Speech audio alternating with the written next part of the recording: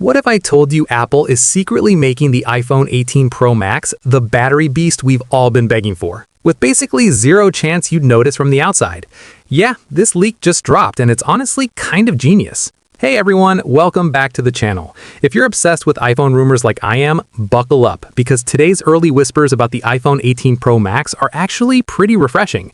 We're not talking wild redesigns or crazy foldable dreams today.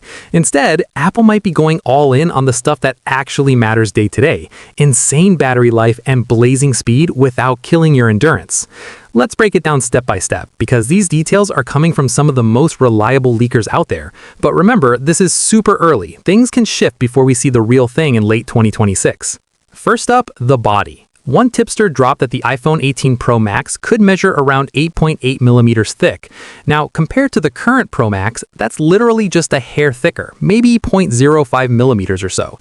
Doesn't sound like much, right? But insiders are saying this tiny bump is all about squeezing in a noticeably larger battery cell. Word is, we're looking at something in the 5100 to 5200 milliamp hour range. That's a step up from the roughly 5000 milliamp hour territory we've had lately.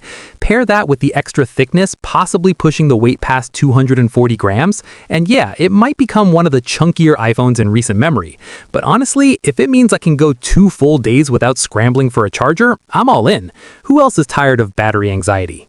And the efficiency gains don't stop there. The big brains behind this thing? Expected to be Apple's A20 Pro chip, built on a cutting-edge 2-nanometer process. Smaller transistors mean more power in the same space, but way better energy sipping. So you get that next-level performance, faster everything, smoother multitasking, killer gaming, while actually using less juice.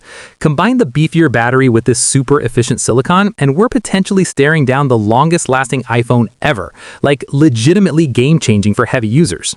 Now, on the front, don't expect miracles. The display stays that gorgeous 6.9-inch panel we've gotten used to, same overall size and shape.